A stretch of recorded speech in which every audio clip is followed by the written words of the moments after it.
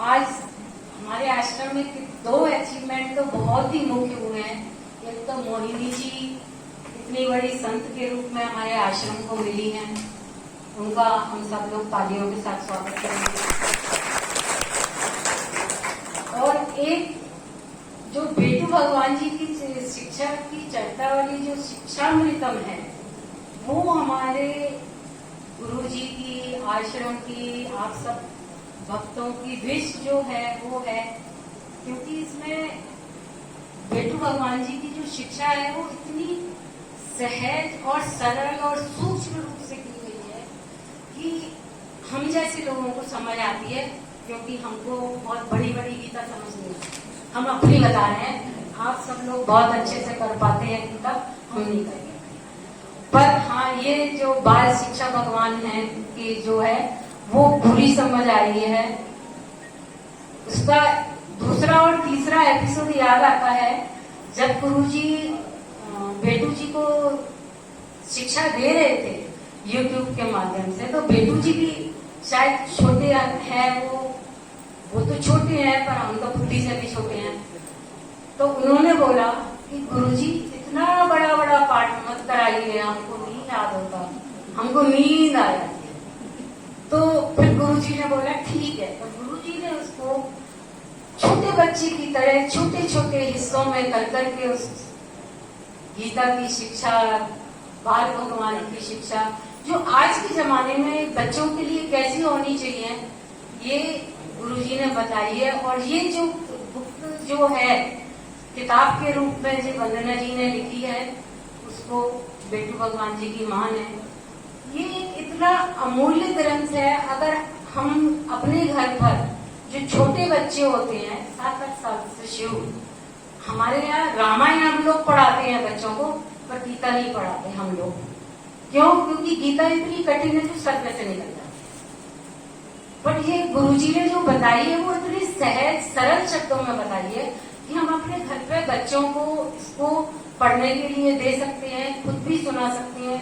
जो रात में हम बच्चों को छोटी छोटी कहानियां सुनाते हैं, पंचतंत्र की और सारे भगवान की चर्चावली छोटी छोटी, हम इस शिक्षा को भी सुना सकते हैं अपने बच्चों को रात में। दादी नानी सब लोग हैं यहाँ पर, ये सब लोग अपने अपने बच्चों को जो है ये शिक्षा का प्रारंभ शुरू करें घर पर जाकर। यही हम लोगों के लिए एक सबसे बड़ी गुरु जी की कृपा है। राधे राधे आप सब लोग।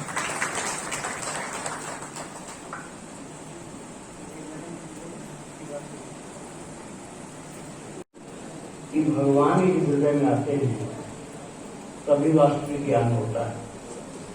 नहीं तो जो ज्ञान हम केवल शास्त्रों के आधार पर प्राप्त करते हैं, उससे अहंकार होने का भय हमेशा बना रहता है और हमको अहंकार का हो जाता है, हमको पता भी नहीं चलता है। हम समझते हैं कि हम बहुत अच्छे हैं और अभिमानी होते हैं। तो कब वो सही ज्ञान मिलता है? ये प्रभु लाने से ही पूर्व में कोई भक्ति दे रहा है। भक्ति वाला ज्ञान जब प्रभु हृदय में आते हैं तब प्राप्त होता है। और मुझे कहने में कोई संकोच नहीं है कि ये मोहिनी दासी जो उम्र में हम लोगों से बहुत छोटी, लेकिन ध्यान में बहुत ऊंची स्थिति है इसकी। और इसको प्रभु के ध्यान से ही बहुत कुछ प्राप्त होता है। वो आपको बता चुके हैं यूट्यूब में, इसलिए नहीं बताना चाहते हैं। तो अच्छी तरह से सोच समझ करके भगवत सेवा का कार्य भाव से करते रहिए, कीर्तन करते रहिए, तो भगवान का हृदय में जब स्थान आपको प्रत्यक्ष रूप होगा अर्थात दृष्टिगोचर होगा, तब आपके हृदय में वास्तविक भक्ति और ज्ञान प्रकट हो जाएंगे। तो ये भाव इस भजन में व्यक्त किया गया है, जिसको आप श्रवण करने जा रहे हैं। श्री राधे राधे।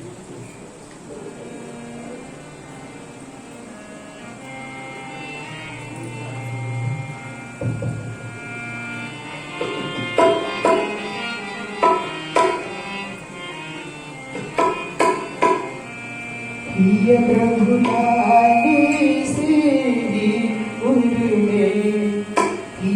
प्रभु लाने से ही उर्मे होवे भक्ति उजियारे।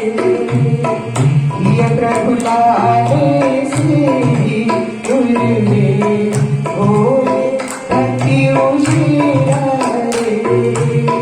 करुण निज तन सेवा नित अर्पण, करुण निज तन सेवा नित अर्पण, यही है पौरुष तेरा रे। ये प्रभु लाने से ही उर्मे होए भक्ति उजियारे। ये प्रभु लाने से ही उर्मे होए भक्ति उजियारे।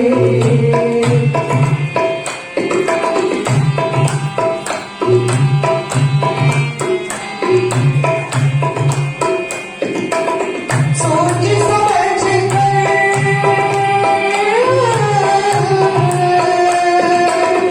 सोच समझ कर धर्म कार्य करो, करुणित जीवन कर्म भले। धर्म कार्य के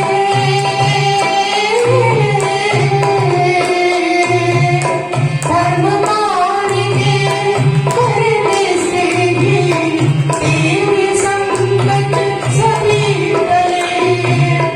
हरि कीर्तन से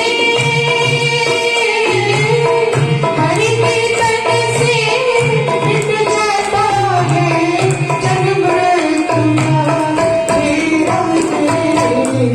ये प्रभु लाने से ही उर्मे होए भक्ति उजियारे। करुण निज तन सेवा नित अर्पण, यही है पौरुष तेरा रे। ये प्रभु लाने से ही उर्मे होए भक्ति उजियारे।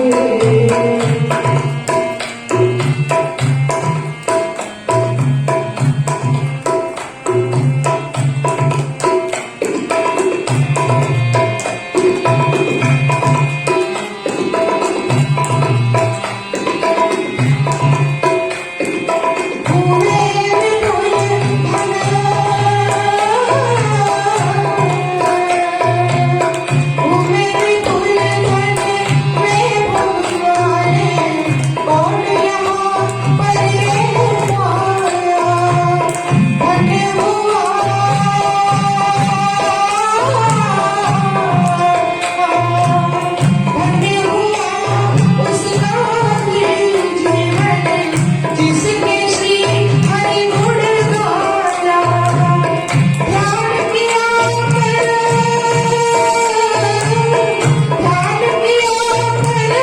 प्रभु चरणों का, छोड़ दे तेरा मेरा रे। ये प्रभु लाने से ही उर्मे होए भक्ति उजियारे।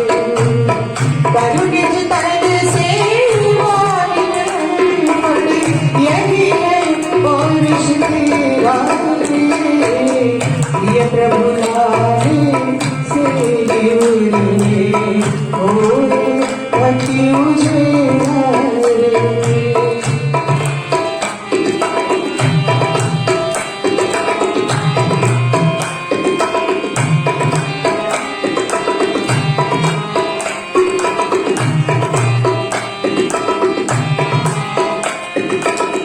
धन विद्या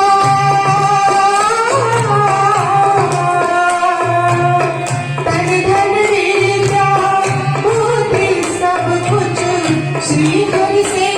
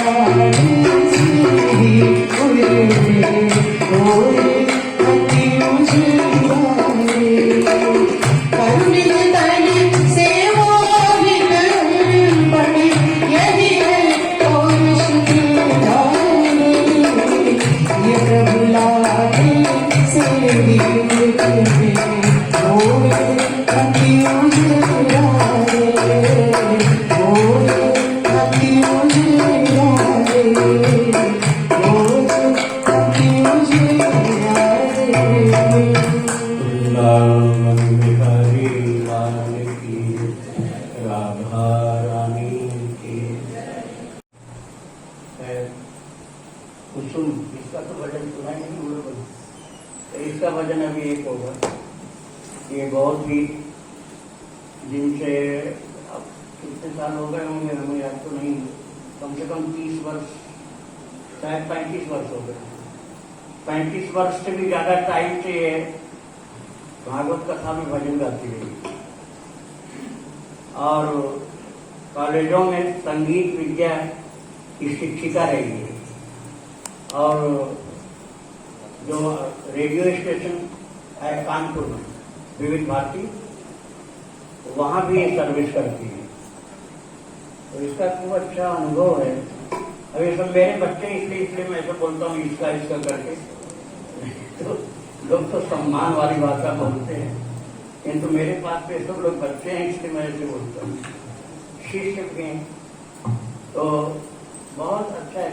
हाँ क्या?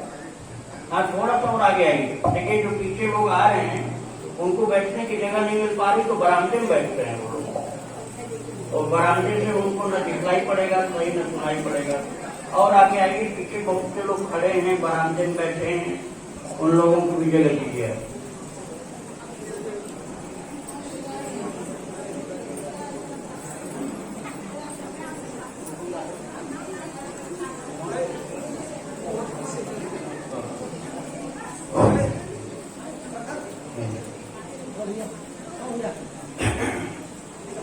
भक्तों, जो भजन कुसुम गाने जा रही है वो है ये पत्री पुस्तक 5 नंबर की। इसमें भजन क्रमांक 21 है। ये भजन है मोहन फिर से व्रज में आओ। इसका तात्पर्य क्या हुआ कि किसी भक्त को ऐसा लगा कि यहाँ पर अब भगवान की जगह कुछ दूसरी चीजें भी दिखलाई पड़ने लगी हैं, जैसे उन्हें गंदी लोग करने लगे, प्रदूषण करने लगे, नास्तिकता की बातें करने लगे। तो भक्त को कष्ट हुआ कि हे कृष्ण, जैसे तुम अवतार लेकर के यहाँ चलते थे और सभी लोगों को दर्शन देते थे, ऐसे फिर से एक बार प्रकट हो जाओ, फिर से अवतार लेकर के आओ। अभी तो बहुत तपस्या करने पर किसी को दर्शन मिलता है, वो भी क्षण भर के लिए, हृदय में या झांकी स्वप्न में। और हम चाहते हैं कि जैसे द्वापर में सबको दर्शन देते थे, ऐसे अवतार लेकर के आओ। और जो जो यहाँ नास्तिकताएं फैली हैं, उन सब नास्तिकताओं का शमन कर दो और फिर से अपने चरणों की भक्ति का प्रकाश जन जन के हृदय में प्रकाशित कर दो। तो ये भाव इस भजन में है जो आप श्रवण कर जाएंगे।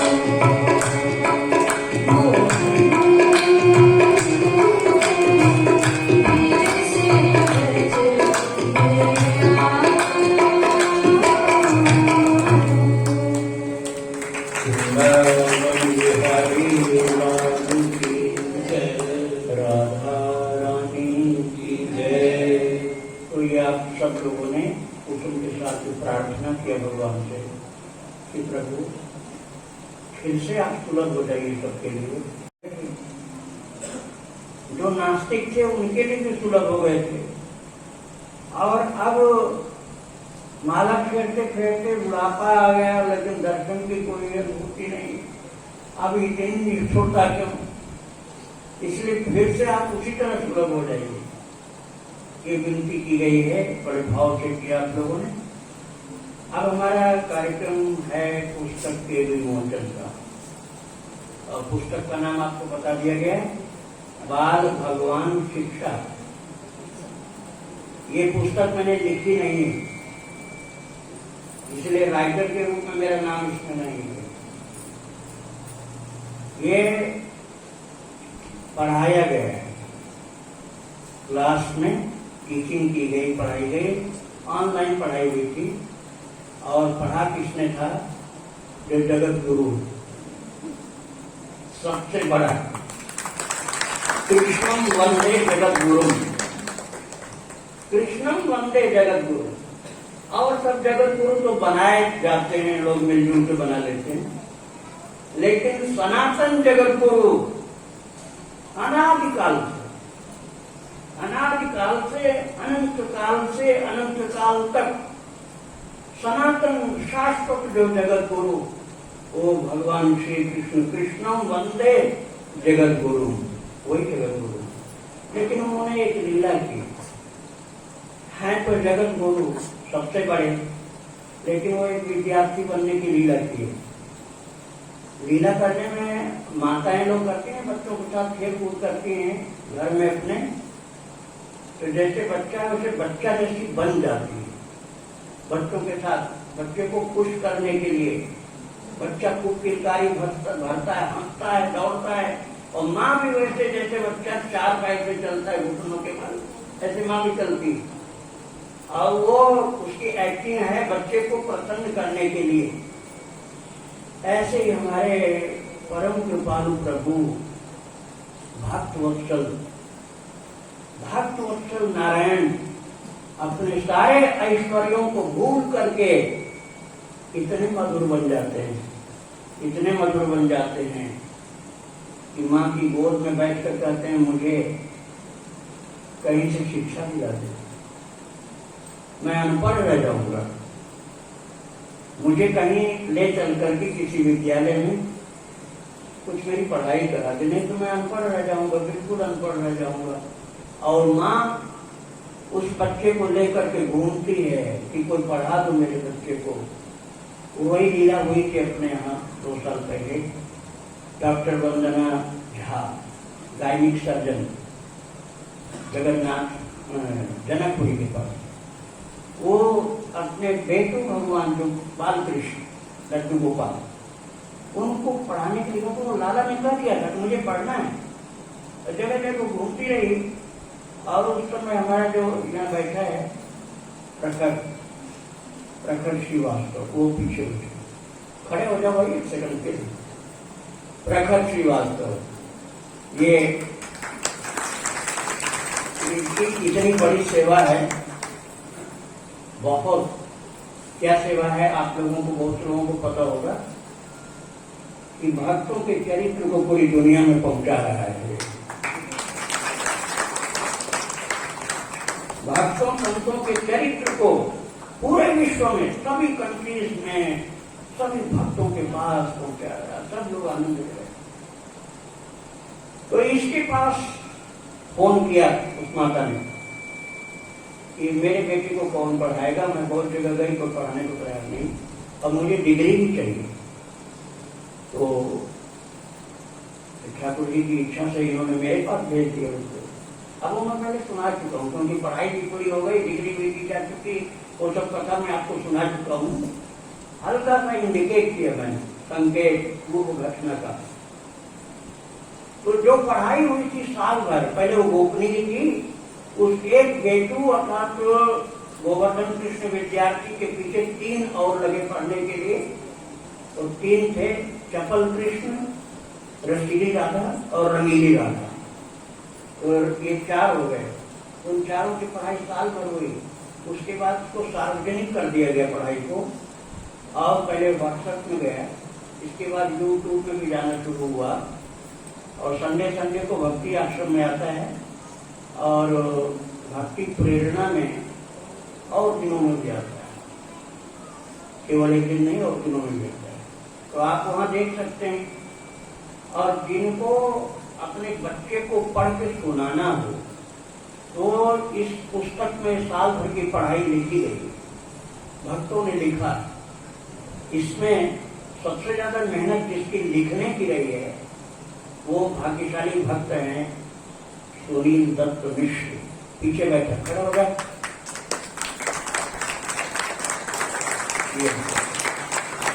ये सुनील मिश्र, इनके भी ठाकुर जी, इनके भी बच्चे पढ़ रहे थे तो इनका ये भाव हुआ कि मैं पूरा लिखूंगा और ग्रंथ तैयार होगा। वो ग्रंथ तैयार हो गया।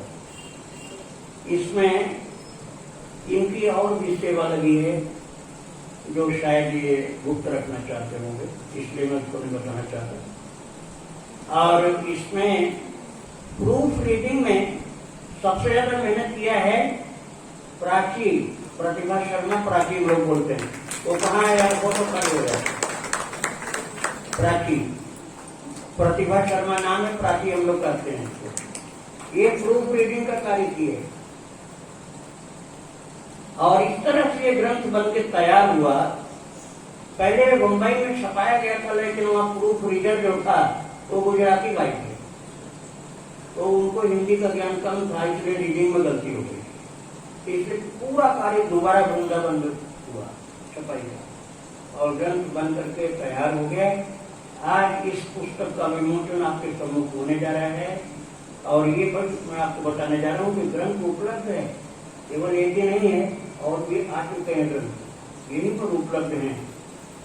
और जिनको चाहिए वो धीरे से शोरगुल किए बिना प्राची अपने पास पुस्तक मंगा लेंगे और उनसे एक एक व्यक्ति, अभी नहीं, बाद में प्रवचन के बाद में करते, प्रवचन के बाद में, लेकिन इसका मूल्य निर्धारण किया गया है, फ्री में नहीं मिलेगी। फ्री में लेने के बाद कोई उपयोग नहीं होता है। जिसको अपने बाल कृष्ण को पढ़ाना हो, अपने ठाकुर जी को पढ़ाना हो तो क्या तरीका है उसका, अब मैं बता रहा हूँ। पहले ग्रंथ का विमोचन करने जा रहा हूँ। वृंदावन बिहारी राधा रानी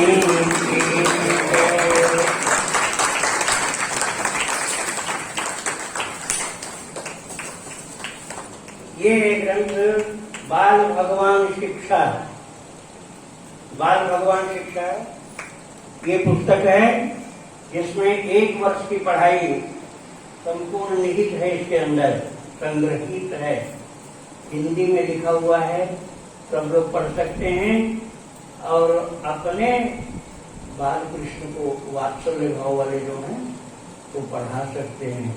पढ़ाने का तरीका ये है कि आप पहले ठाकुर जी की ओर इसको करके रख दीजिए। जैसे इधर मान लीजिए भगवान बाल कृष्ण कैसे बैठा, उनके सामने ऐसे रखिए जहाँ बैठेंगे, और फिर इधर खड़े होकर उनके बगल में इसको पढ़ते जाइए, सुनाते जाइए।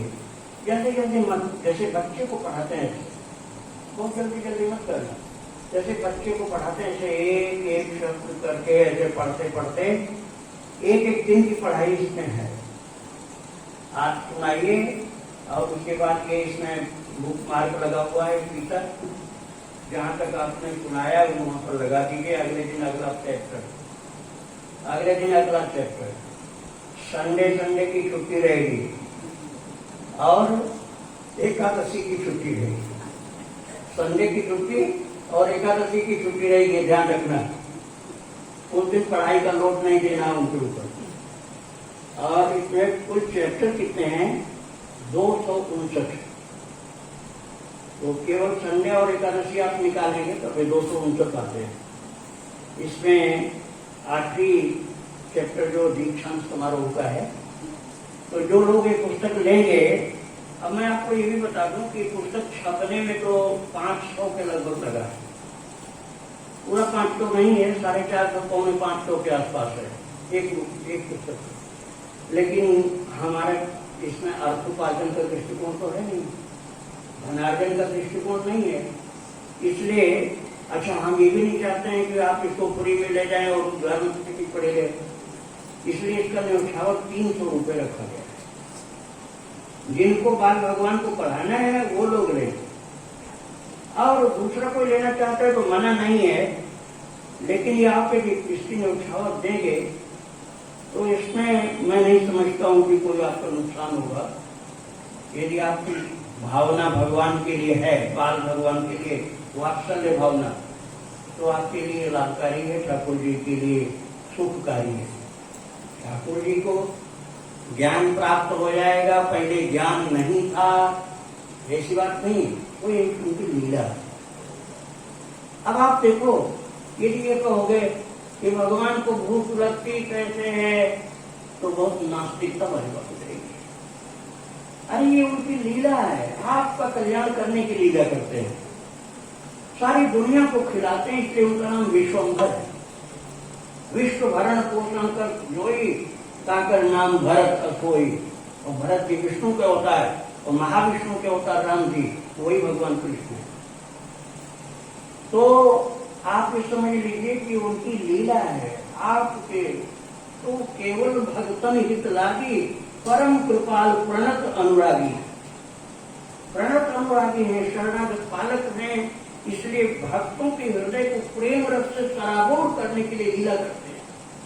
महाराज उसको इतना आनंद मिला है, उस डॉक्टर वंदना झा को वात्सल्य भाव से, मैं पुस्तक की केवल बात नहीं कर रहा हूँ, वात्सल्य भाव से उसको इतना आनंद मिला कि उसने शादी नहीं की। जब उसके विवाह की बातें आई तो उसने कहा मेरे तो एक बेटा है, मैं शादी कैसे करूं? बेटा कौन? भगवान बाल कृष्ण है। भगवान बाल कृष्ण मेरे तो एक बेटा है, तो मैं शादी कैसे करूं? ऐसी भावना। तो जिसके अंदर भावना है, भक्ति उसी की बढ़ती है।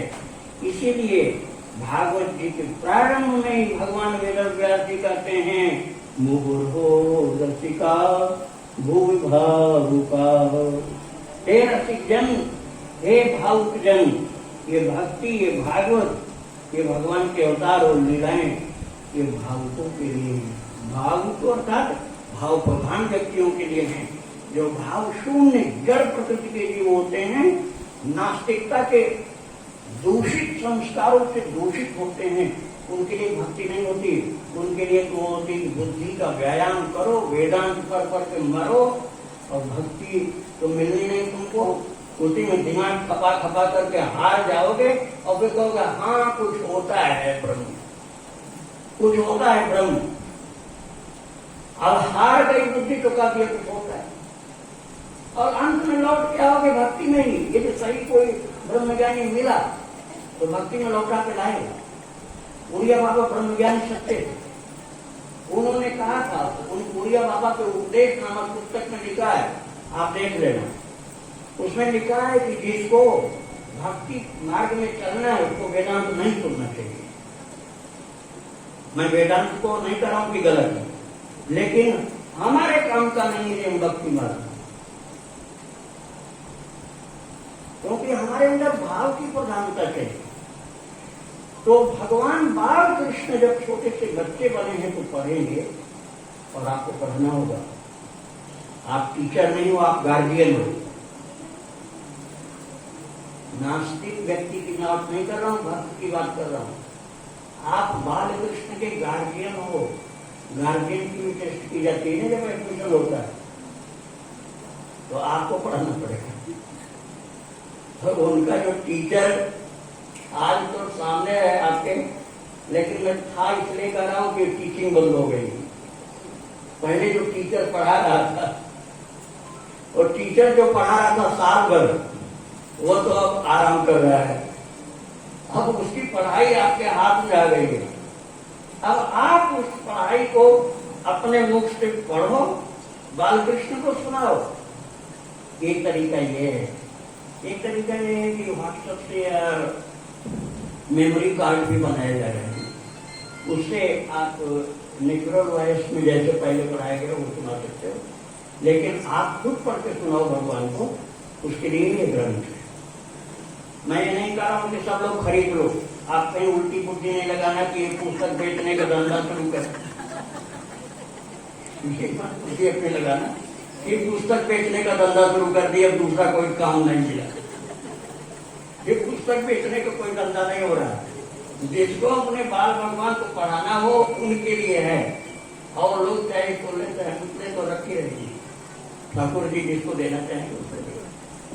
वृंदावन बिहारी लाल की जय, राधा रानी की जय। ये उपलब्ध हो जाएगी। प्राची के पास है, किसके पास है इतना तो बताओ। ये पुस्तकें किसके पास है? आंटी जी अंकल जी पास, आंटी जी अंकल जी पास है। कहाँ पर है वो सामने है अंकल जी। ना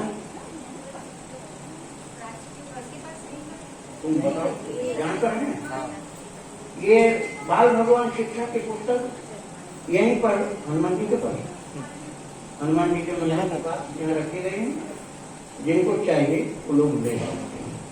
श्री राधे राधे। समय अधिक होता जा रहा है, इसलिए अब इस बात को यही विराम दे दिया गया।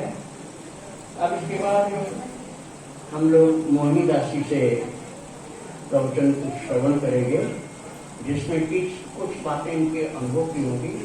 कुछ बातें आज गुरु पूर्णिमा है, तो गुरु पूर्णिमा के विषय में, उसके संदर्भ में होगी कि गुरु महाराज कौन होते हैं और क्यों गुरु के आश्रय में जाना चाहिए, गुरु चरणाश्रित क्यों होना चाहिए।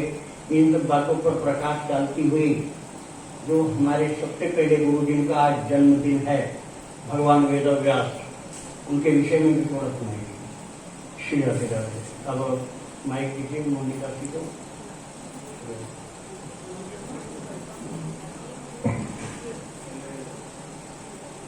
श्री राधे राधे।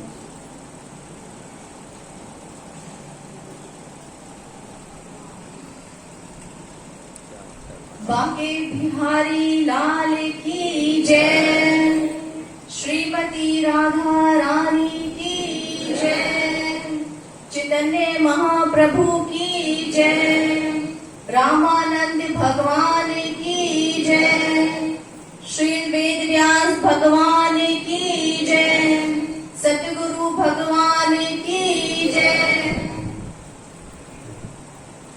श्री राधे राधे। आज सबसे पहले तो मैं यही पूछना चाहती हूँ कि अश्वमेध यज्ञ किस किसने किया यहाँ आकर? किस किसने किया? अरे किसने नहीं किया? किस किसने किया?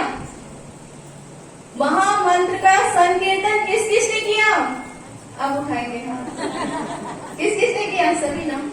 बहुत सौभाग्य प्राप्त है आप सभी को कि वृंदावन धाम में गुरु के श्री चरणों में संकीर्तन हुआ है। इसका प्रभाव बहुत उच्च है, बहुत उच्च है। भौतिक नजरों से देखा जाए तो जब हम संकीर्तन करते हैं, हरि का नाम लेते हैं, पुकारते हैं, नाचते हैं, गाते हैं, तो 100 अश्वमेध यज्ञ का फल प्राप्त होता है। ये तो हुआ भौतिक दृष्टि से। और आध्यात्मिक दृष्टि से क्या है कि जहां संकीर्तन चल रहा होता है वहां श्री कृष्ण विराजमान होते हैं और संकीर्तन सुनते हैं, नाचते हैं। जैसा आपका भाव होगा वैसा प्रभु भेंट करते हैं। नाच रहे हो तो भगवान नाचे, बैठ रहे हो तो सुस्त बैठे हो, सुस्त बैठे रहेंगे, क्या कुछ है नहीं। और ताली बजा रहे हो तो भगवान देखेंगे कौन कौन कौन कौन बजा रहे हैं। और जो सबसे पीछे होगा उसको ज्यादा नजर आएगी। माता जी पूछ रही थी, माता जी आप पीछे क्यों बैठते हो? मैंने कहा पीछे बैठने का कारण है पीछे वालों पर गुरुदेव की और भगवान की ज्यादा नजर रहती है, इसीलिए ही मैं पीछे बैठती हूँ। पीछे सोते हैं ना, पीछे बैठते हैं, अरे कौन पढ़ रहा है कौन नहीं पढ़ रहा, इस तरह से। तो भगवान की नजर भी ज्यादातर पीछे वालों पे रहती है और गुरु की दृष्टि भी पीछे वालों पे रहती है, इसलिए मैं पीछे ज्यादा रहती हूँ। एक बार नजर तो पड़ जाए, कल्याण में हो जाएगा। तो कल से आज तक आप सभी ने अश्वमेध यज्ञ का फल प्राप्त किया है। श्री कृष्ण के बीच में रह के श्री वृंदावन धाम में गुरु के श्री चरणों में गुरु पूर्णिमा पर आप सभी ने सौभाग्य से ये फल प्राप्त किया है। पूर्व जन्म का सौभाग्य मैं समझती हूँ शास्त्रों में वर्णन है कि सौभाग्य से ही प्राप्त होता है। कोई ये ना समझे आज के बाद जो भी यहाँ बैठे हैं कि उनके ऊपर कृपा नहीं है। बहुत कृपा है, अनंत कृपा है। आप माँ को विश्वास कर लो मेरा ऐसा। और मैं खुद देख कर ये मतलब बहुत हैरान होती, मुझे भी इसका फल प्राप्त हुआ आप सबके बीच में संकीर्तन करने का। भले मैं ज्यादा नहीं कर पाई, पर जितना किया मुझे लगा मेरा सौभाग्य है श्री वृंदावन धाम में बैठ करके मैं संकीर्तन आप सभी के बीच में कर रही हूँ। तो बहुत बहुत बहुत अच्छा है कि गुरुदेव के श्री चरणों में हमें फल प्राप्त हुआ है। अनंत जन्मों का ये फल है, आप सभी को इसका लाभ जरूर प्राप्त होगा, ईश्वर जरूर देंगे। अब आज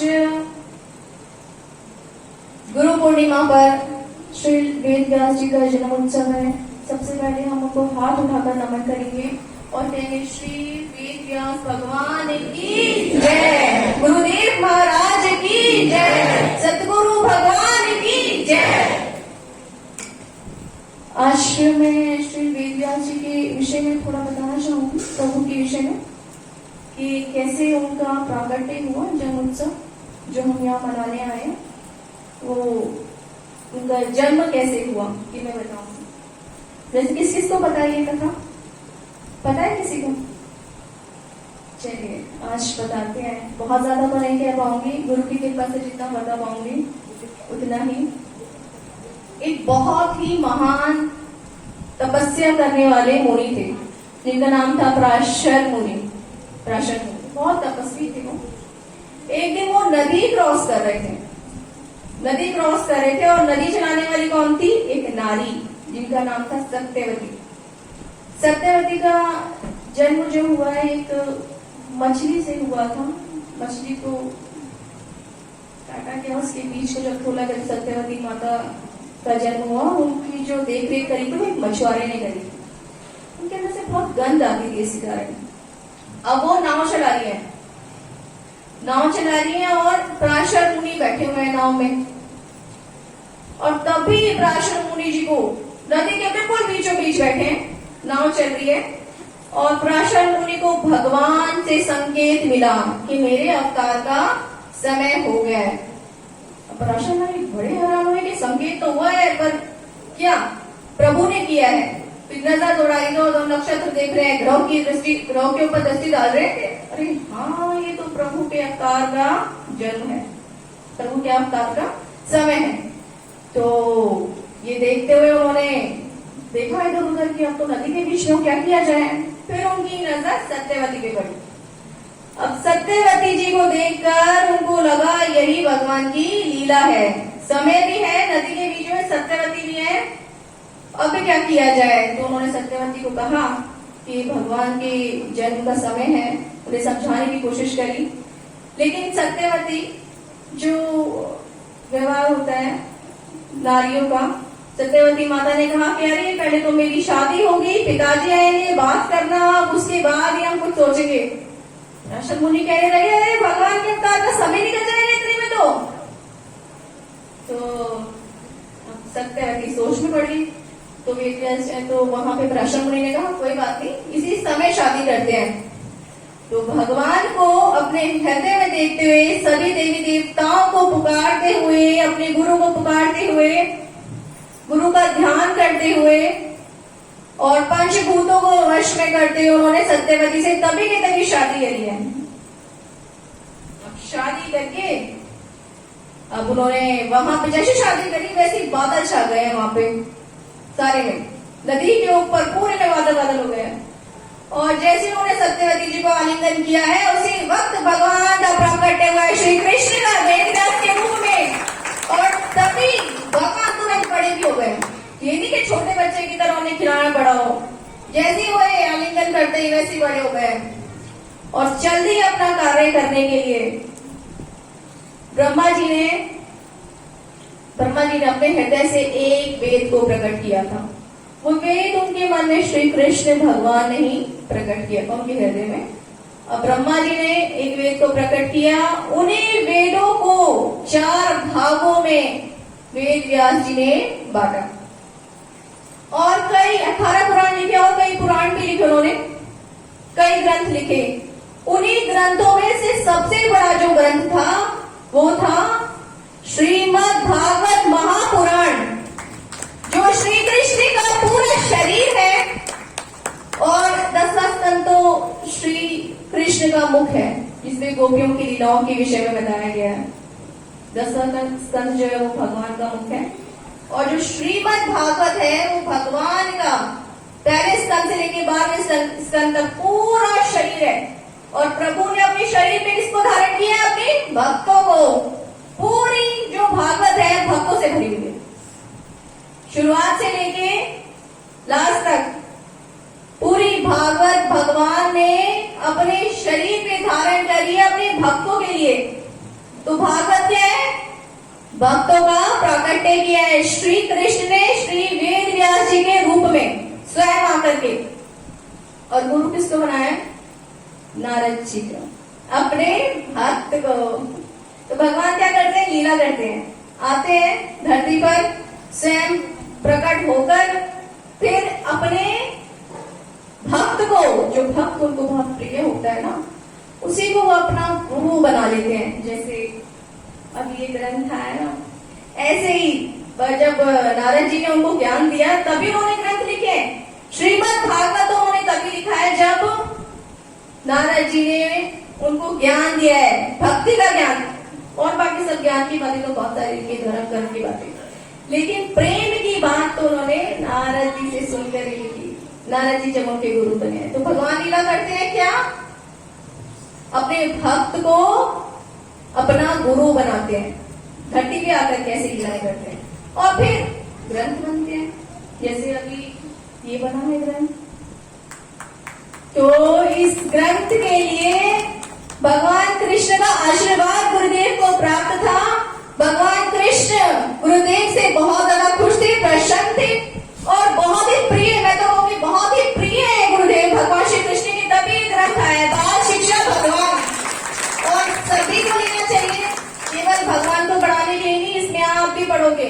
मेन बात तो ये है, भगवान पढ़ना नहीं चाहते, आपको पढ़ाना चाहते हैं।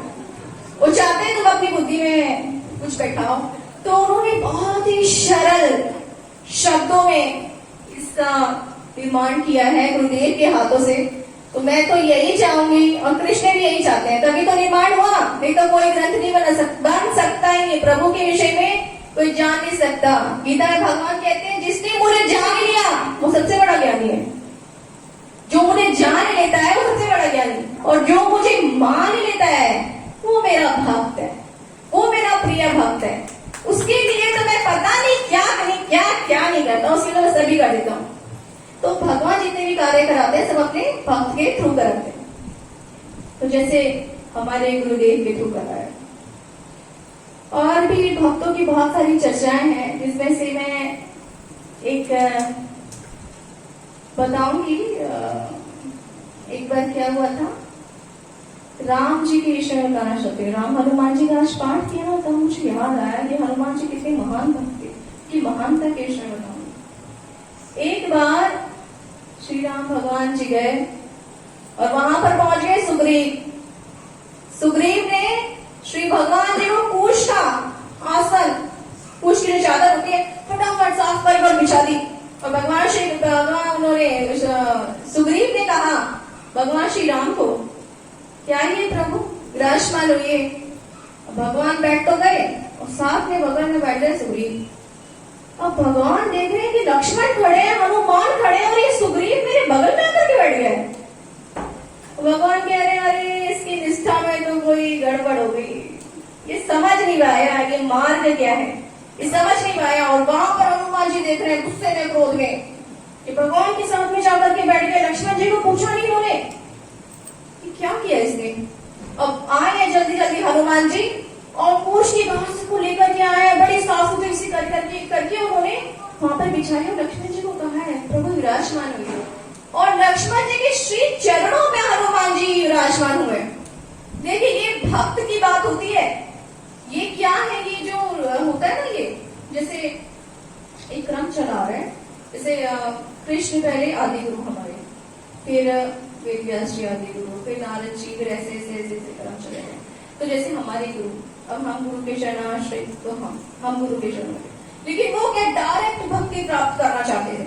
सुग्रीव जो थे राम जी की भक्ति डायरेक्ट प्राप्त करना चाहते थे, लेकिन उनको ये नहीं पता कि भगवान उसको पूछते ही नहीं। जो भगवान के भक्तों को नहीं पूछता ना, भगवान उसको पूछते ही नहीं है। भगवान कहते हैं मेरे भक्तों को जो मेरा गुणगान करते हैं, जो मेरे बारे में गाते हैं, ये उनसे ही इस तरह से व्यवहार कर रहे हैं, तो ये कैसा भक्त है ये? तो भगवान नहीं मानते, तो भगवान ने पिटवाया है सुग्रीव को। इसको पिटवाऊंगा एक बार, तो भगवान के अनजान बन गए राम जी, और अनजान में नाटक कर रहे हैं। अरे तो जानते ही नहीं है कौन रघुवीर बालिया और कौन सुग्रीव है।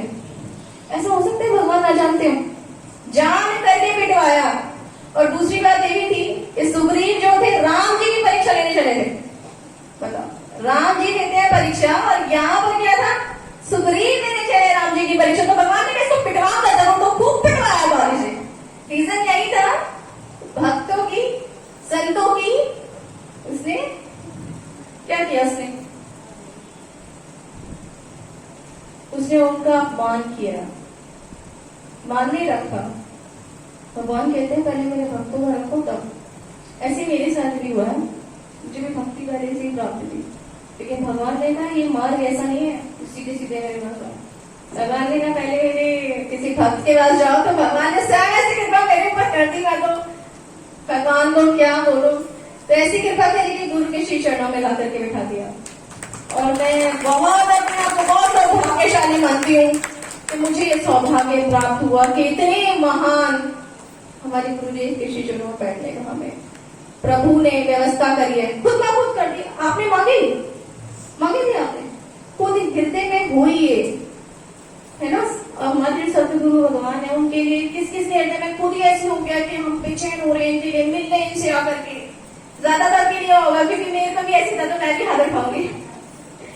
तो ये जो हुआ है ये भगवान की कृपा से, क्योंकि अगर हमारे अंदर कहीं ना कहीं भक्ति जागृत होगी ना, तो हम भक्त के पास भागेंगे। हमें ऐसा लगता है कि हमें किसी भक्त से मिले, और जहाँ भक्ति होगी डायरेक्ट जाएंगे हम भगवान के पास। भगवान से कभी साथ नहीं देते, ध्यान रखना। भगवान पिटवाते हैं, कब लीला कर देते हैं। अभी क्या, अभी तो कलयुग के हिसाब से मार, उस समय तो पिटवाया था खूब। अब कलयुग के हिसाब से क्या मार पड़ेगी? अशांति हो जाएगी। किसी प्रकार की शांति हो सकती है, वो तो भगवान जाने। अशांति हो जाएगी मन में। तो ये मार्ग क्या है? भक्तों से चलता हुआ मार्ग है। भक्तों को नमन करते हुए, शीश झुकाते हुए चले। अच्छा, भक्तों के आगे शीश झुकाने का मतलब क्या होता है, पता है किसी को? भक्तों के आगे शीश झुकाने का मतलब होता है कि अपना अहंकार, अपना लोभ, ईर्ष्या उनके श्री कमल चरणों में रखना, गुरुदेव के श्री चरणों में रखना, कि हमारा लोभ, अहंकार, निंदा, ये जो हमारे अंदर है दूर हो जाए। ऐसी कृपा हमारे ऊपर कर दो। और इसी वजह से जो गुरुदेव की जो चरणों की जो रज होती है वो अपने माथे पे लगाई जाती है। बहुत शास्त्रों में ऐसे महान गुरु हैं जिन्होंने अपने गुरु के बारे में बताया कि गुरु के लिए कैसी श्रद्धा होनी चाहिए। वहां ग्रंथों में है कि गुरु के प्रति कैसी श्रद्धा होनी चाहिए। गुरु के प्रति श्रद्धा होनी चाहिए कि अगर हम अपने गुरु की रज अपने हाथ में उठा लें और उसमें से थोड़ी सी चुटकी भर दें कि ऐसे किसी को रख दे तो उसका कल्याण हो जाए। ये श्रद्धा होनी चाहिए, ये है उच्च श्रद्धा। तो ऐसी श्रद्धा जो गुरु के प्रति रखता है, भगवान उसका कल्याण करते हैं। भगवान कहते हैं तुझे मुझे मानने की जरूरत नहीं है, तो मेरे पास आएगा। क्यों? क्योंकि तूने मेरे भक्त की सेवा करी। ऐसे एक महान थे, भक्त थे, मुझे उनका नाम नहीं याद आ रहा, और वो किसी मंदिर में सेवा करते थे। बहुत बड़ा मंदिर है, अपने इंडिया में ही है, लेकिन मुझे ध्यान नहीं आ रहा। बहुत पौराणिक कथा है ये। तो उसमें क्या होता, वो भगवान को पंखा जिलाते थे। एक दिन भगवान से उनके पास एक भक्त आ गया, और वो उनको बहुत मानता था। जो पंखा जिलाते थे, जो भक्त भगवान के थे प्रिय, वो उनको बहुत मानते थे। वो भगवान से कोई वार्ता ही नहीं करते थे। वो उनसे आके कहते थे कि आप कैसे हो, आप अच्छे हो, आप खूब उनके लिए कुछ फल फ्रूट से आते थे कि कैसे इनकी सेवा हो जाए। गरीब थे वो। लेकिन एक दिन उनके मन में विचार आया, और उन्होंने भगवान के भक्त से पूछा, जो पंखा जिलाते थे, कहा कि प्रभु एक बात कहिए आप, क्या मेरा ऐसे जन्म में उद्धार हो जाएगा? तो कहते कि मुझे नहीं पता। तो कह रहे ठीक है, तो आप प्रभु की सेवा करते हैं, आप बताइए प्रभु से पूछ करके मेरा उद्धार होगा। भगवान की सेवा कर रहे हैं वो, और मुझे नहीं पता। श्री कृष्ण का एक रूपस तो बहुत बड़ा मंदिर है इंडिया में। तो वो अब सेवा कर रहे हैं बहुत। अब सेवा करते करते उनको यहाँ याद आ गया कि उस भक्त ने मुझे कुछ पूछा था, मैं पूछ ही लूं। पूछा कि अरे भगवान, अरे मेरे प्रभु ये बताओ, वो जो आया था मेरे पास वो मुझसे पूछ रहा था कि आप उसका इसी जन्म में उद्धार हो जाएगा। तो भगवान ने कहा हाँ उसका उद्धार हो जाएगा। तो कहने लगा अरे नहीं नहीं प्रभु, वो सावधान है, नहीं करता, वो कुछ नहीं करता है, यहाँ आता है खाली मेरा माथा खाता है और कुछ नहीं करता, उसका उद्धार होगा क्या? तो भगवान कह रहे हैं हाँ उसका उद्धार होगा। अब वो हैरान है, क्यों तो कोई साधना नहीं करता, कुछ नहीं करता, यहाँ के ऐसा माथा कुछ ही करता है, उसका उद्धार कैसे? तो पूछ जिज्ञासा होने लगी। तो उन्होंने अपने बारे में पूछ लिया कि प्रभु मेरा उद्धार होगा। तो कहने नहीं, तुम्हारा उद्धार नहीं होगा। तो भगवान के तो भक्त ने कहा अरे प्रभु मैं तो आपकी सेवा में कब से लगा हूँ, 16 साल हो गए, मेरा उद्धार क्यों नहीं हुआ? तूने मेरे भक्त की सेवा करी है क्या? पहले भक्त की सेवा फिर उद्धार, नहीं तो जन्म मरण में तुम्हें फिर से डालूंगा, भले मेरी कितनी भी सेवा करते रहो। अच्छा फिर वो गए हैं, एक गौशाला थी, उसमें बहुत महान भक्त रहते थे, उनकी सेवा करने को कह रहे लो ये रखा पंखा, ये करा कोई भी जलाता रहे इसको, मैं तो चला। अब भक्त ढूंढ रहे हैं, फिर उनको एक बहुत महान भक्त मिले, अब उनकी सेवा में पहुंच गए। वो वहां पे काम क्या कर रहे हैं? गौशाला की सेवा कर रहे हैं। देखिए भक्त के पास जाकर भी इतना ऐसा काम उन्होंने चुना कि वो जो गोबर होता है ना गाय का, वो उन्होंने सोचा यही बड़ी कृपा हो जाएगी, यही करूं। अच्छा उनको काम यही बताया था उन भक्त ने, वो जानते नहीं थे कौन है।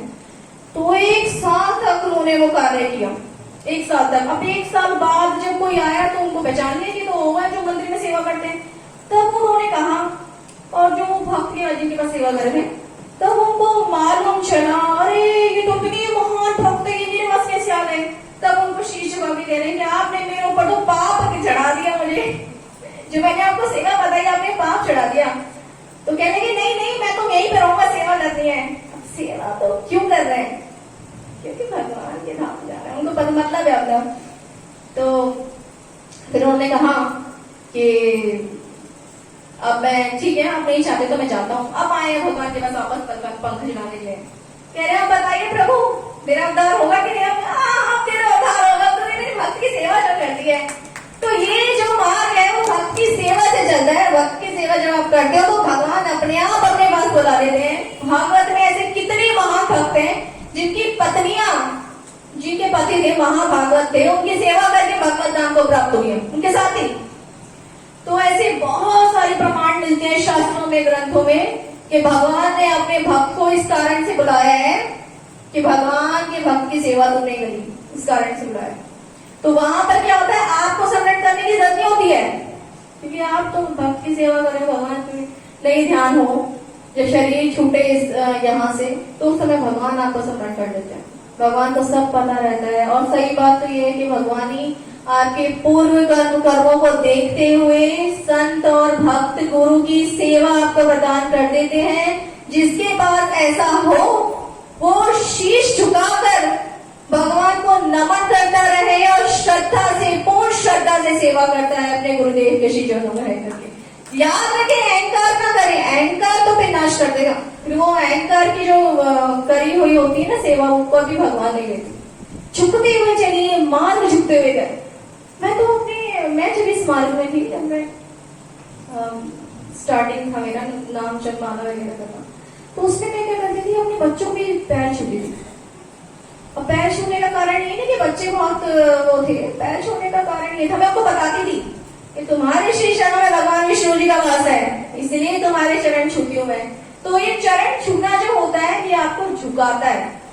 झुककर चलिए, आप यही कहते हैं, आप उसमें यही मानना चाहिए कि आप प्रभु, आप हमारे अहंकार को, लोभ को, निंदा जो हमारे मन में भरी हुई है, आपके लिए जो प्रेम हमारे लिए प्रकट नहीं हो पा रहा है, वो इसी वजह से हो रहा है। तो हम इसको भक्तों के श्री चरणों में रख रहे हैं। आप देखिए, आपका काम जानिए और हमें अपनी भक्ति, प्रेमा भक्ति दीजिए। कितने भी ग्रंथ हम पढ़ लें, कितने भी शास्त्र पढ़ लें, अगर कृष्ण की प्रेम भक्ति प्राप्त नहीं हुई तो समझिए बेकार है। क्योंकि ग्रंथ वगैरह पढ़ना, ज्ञान अर्जित करना, ये सभी कृष्ण के प्रेम के लिए है, भगवान ने बनाए हैं। भगवान कहते हैं पढ़ो पढ़ो पढ़ो पढ़ो, जितना तुम पढ़ोगे तब मेरे लिए तुम्हारे मन में प्रेम जागृत होगा। कब अभी माता जी ने सुनाया था, कुसुम माता जी ने कितना सुंदर भजन सुनाया था, मोहन फिर से ब्रज में आओ।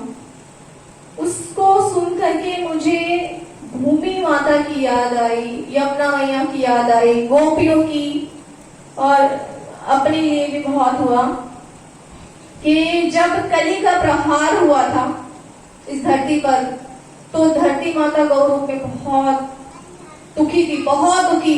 क्यों? क्योंकि प्रभु जाने वाले थे यहाँ से।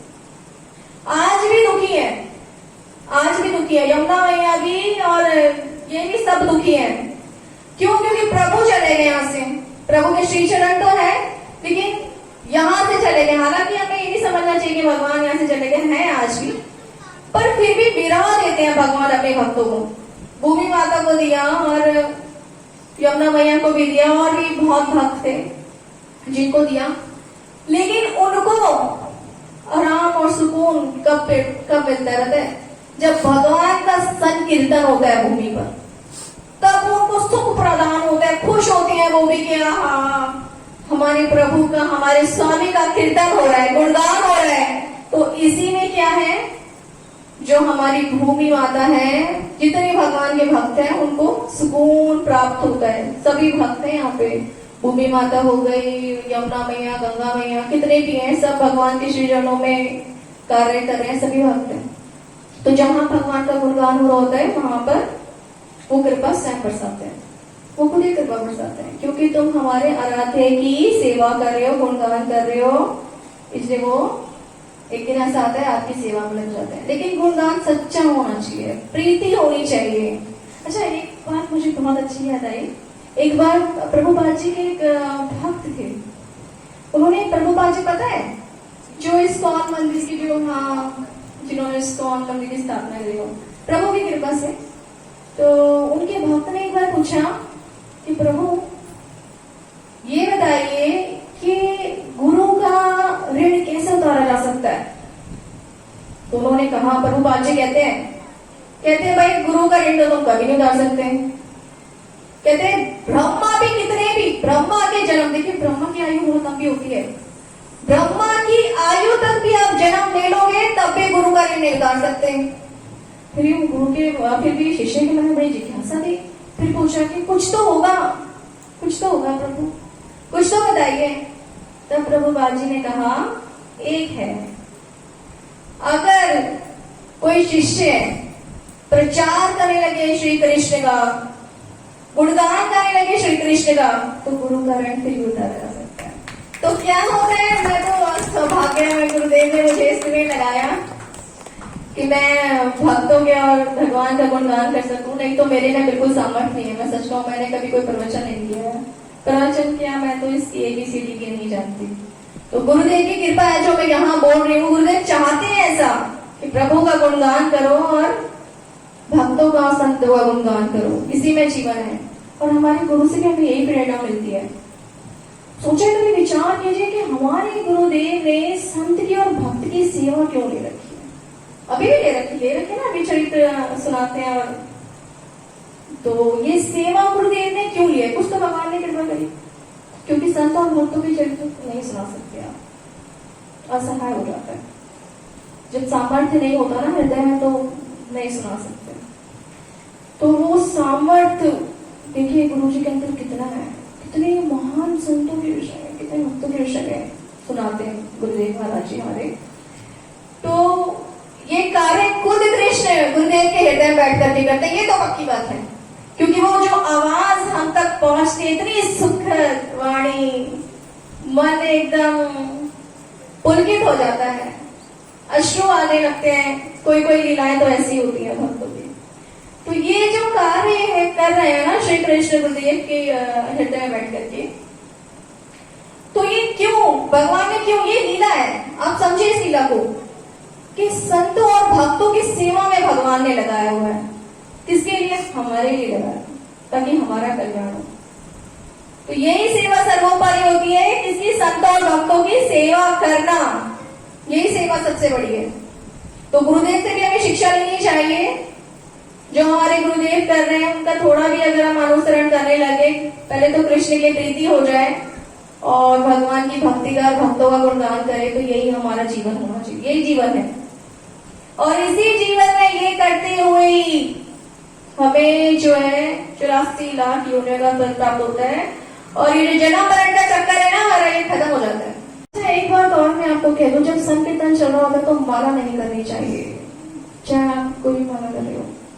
संकीर्तन करते वक्त केवल संकीर्तन कीजिए, हरे कृष्ण महामंत्र कीजिए, खूब नाचिए, खूब गाइए, जो भी आप आनंद लेना चाहते हैं संकीर्तन करते वक्त। मैं और मेरी सिस्टर तो हम खूब कीकली खाते हैं, वो ऐसे होता है ना, जब संकीर्तन होता है तो हम तो कीकली खाते हैं। तो खूब नाचिए गाइए, संकीर्तन करते वक्त जितना झूमोगे आप, प्रभु उतना प्रभावित होते हैं, खुश होते हैं। और सच्ची बात है, जितना आप संकीर्तन करते करते करते करते आगे बढ़ोगे, प्रेम जागृत होने लगता है। उसमें है ही ऐसी बात, संकीर्तन में बात ही ऐसी होती है। संकीर्तन क्या, जो हम ग्रुप में करते हैं, जो भक्त मिल करके करते हैं ना, भगवान के हरे कृष्ण महामंत्र को गाते हैं, नाचते हैं, गाते हैं, उसमें बड़ा प्रभाव है। और कलयुग में बहुत प्रभावकारी है, बहुत। तो ये जब भी आप करें, खूब नाचे गाए, आनंद ले और प्रभु को भी दे।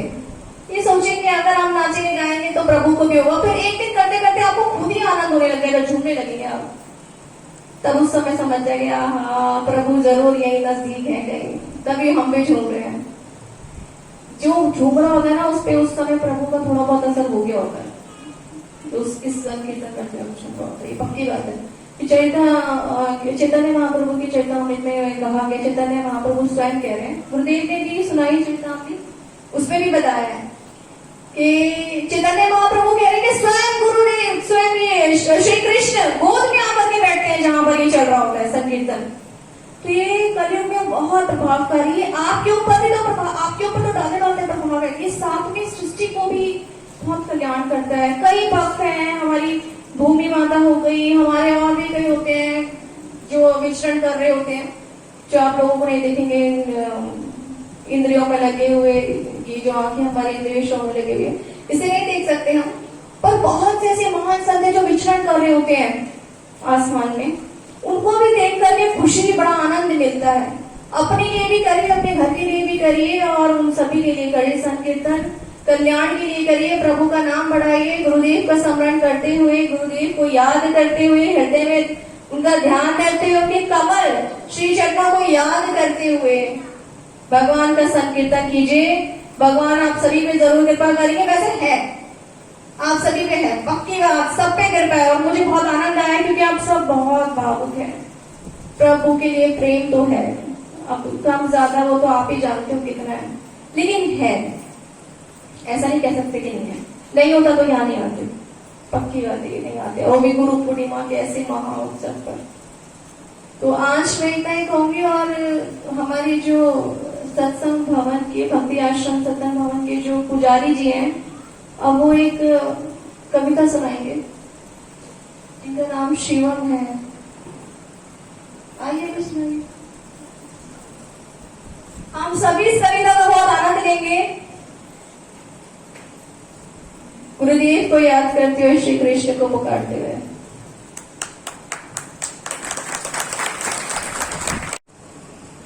श्री राधे राधे, श्री राधे राधे। श्री गुरुदेव भगवान की जय, श्री राधा रानी की जय हो, श्री रासेश्वरी रसिक ठाकुर भगवान जय की हो, जय, गुरु पूर्णिमा महा महोत्सव की जय जय, हो, जय जय श्री राधे श्याम। जय श्री राधे श्याम। वैसे मैं इधर यहाँ आश्रम में 2018 में आया था, और पहले भी मैं लिखता था, लेकिन उसके पहले जो मैं लिखता था ना, वो मतलब बुद्धि की कसरत के बाद मैं कुछ लिख पाता था। इधर आने के बाद, यहाँ आश्रम में आने के बाद तकरीबन 1 साल 2019 ऐसा गया कि कुछ भी नहीं आया। और आज भी ये स्थिति है, जब मैं चाहूं कि मैं लिखूं तो मैं नहीं लिख पाता। प्रमाण, कई कविताएं मेरी ऐसी हैं जो अभी भी अधूरी हैं, जब मैं चाहता हूं कि मैं लिखूं मैं नहीं लिख पाता। पर जब ऊपर से आता है, वो देते हैं, तो ऐसी धारा बहती है। अब मैं आपको बताऊं, एक दिन तो मैंने लगातार 3 कविताएं लिखी यही ऊपर बैठ के, तो मैं ये इसलिए बता रहा हूं ताकि आप इस भ्रम में ना पड़े कि मैं लिखता हूं। जब वो लिखवाते हैं तभी लिख पाता हूं। और मैंने खुद से उन्हीं के संकल्प से ही समझिए, जो श्री भगवान कृष्ण की गुरुकुल लीला है उसे कविताओं में परिणित करने का, अब उन्हीं की कृपा से समझिए संकल्प लिया था और चल रहा है वो। उस पर मैंने अभी 3 कविताएं लिखी हैं। पहली कविता में भगवान कृष्ण ने प्रवेश किया और गुरुदेव ने आश्रम के कुछ नियम बताए। इसके बाद सुदामा जी ने अपने सखा को, जो अभी भी आए हैं, उन्हें आश्रम दिखाया। और तीसरी कविता जो है उसमें कृष्ण भिक्षा मांगने गए। अब आप अंदाजा लगाइए, जो अब मैं बता नहीं सकता क्योंकि वाणी की सामर्थ्य वहां तक नहीं है। इतने ज्यादा सुंदर, अब वो भिक्षा मांगने गए हैं। तो वो सब कविता में है, मैं बता नहीं सकता अभी। मैं केवल अभी जो बताने जा रहा हूँ एक कविता सुनाऊंगा, वो मैंने 2020 में लिखी थी। उसका शुरुआत एक ऐसे स्टेज से है, लिखने वाला, अब मैं क्यों कहूँ क्योंकि भगवान ने लिखवाया था। उस टाइम उस भाव में पहुंचता है कि मैंने बहुत से जन्म बिता दिए, आज भी भगवान नहीं आए, आज भी कृष्ण नहीं आए। तो अब उसे इस व्यथा के साथ उसने लिखना आरंभ किया कि सांझ भई पर श्याम ना आए। ये उसका आरंभ है। और मैं उस सांझ को जीवन की सांझ कहूंगा, यानी हमारा चौथा स्टेज। तो वहां पे है वो कविता। अब मैं आपको सुनाऊं और आप सुने। सांझ भई पर श्याम न आए, सांझ भई पर श्याम न आए, नैनन नीर बहत ही जाए, बचपन बेता यौवन बेता, बचपन बेता यौवन बेता, कहीं ये उम्र भी बीत न जाए, सांझ भई पर श्याम न आए, हिय के पीर सहे नहीं जाए, हिय के पीर सहे नहीं जाए, कोई तो बताए वो क्यों नहीं आए, कोई तो बताए वो क्यों नहीं आए, जिनके बिना है जीवन सोना, वो ही शाम अब तक नहीं आए, सांझ भई पर शाम न आए, विधाता तो क्यों तड़पाए, विधाता तो क्यों तड़पाए, हाय हाय प्राण नहीं जाए, हाय हाय प्राण नहीं जाए, कब तक और बिना तेरे जीना, कब तक और यूं सपने सजाए, सांझ भई पर शाम न आए, सांझ भई पर शाम न आए, विरह व्यथा अब किसको सुनाए, विरह व्यथा अब किसको सुनाए, तुझ बिन किसे और अपना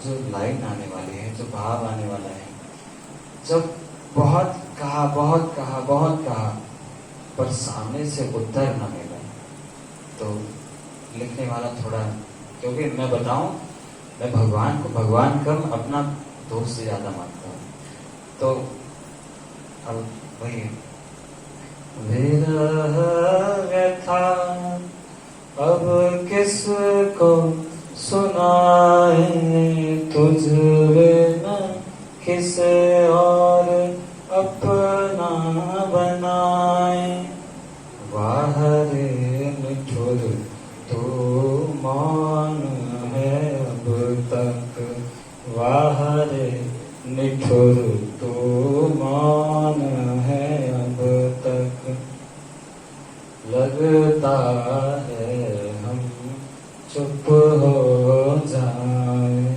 लगता है हम चुप हो जाए, चुप हो जाए। श्री राधा कृष्ण भगवान की जय, श्री भगवान की जय, वृंदावन विहारी लाल की। गुरुदेव, मैं चाहती हूँ कि एक लीला में बताऊं। अभी थोड़े दिन पहले की बात है, मुझे एक लीला याद आ गया, अपनी मेरी खुद की है। मैं ध्यान में बैठी थी श्री कृष्ण के, और उनके श्री चरणों में फूल अर्पित कर रही थी। और उस दिन ऐसा हुआ कि मैं फूल अर्पित करी जा रही हूँ, श्री कृष्ण को करी जा रही हूँ, मतलब चरण से होते हुए फूल नीचे की तरफ जा रहे। तो मुझे ऐसा लगने लगा कि आज तो प्रभु नाराज हैं, क्या बात हो गई आज कृष्ण कि मैं चरणों पे फूल चढ़ा रही हूँ और फूल पता नहीं कहाँ नीचे जाके गिर रहे हैं।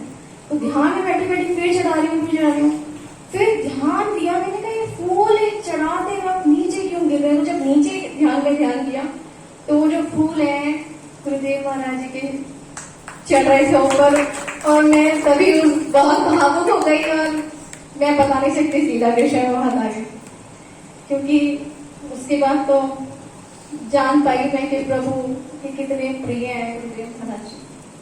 और बस इतना ही मैंने सोचा थोड़ा सा बता दूं, तो इतना ही आप लोगों के लिए मेरे हिसाब से काफी है कि गुरुदेव कृष्ण बताने के लिए कि जब मैं श्री कृष्ण के ध्यान में थी तो स्वयं श्री कृष्ण के चरणों से होते हुए गुरुदेव के ऊपर आके गिर रहे थे। तो बहुत सौभाग्य प्राप्त हम सभी को, जो गुरुदेव ऐसे गुरु महान गुरुदेव हमें प्राप्त हुआ बहुत। अब मैं क्या, आप सभी चाहते हो कि गुरु जी की वाणी से कुछ सुनने को मिल जाए।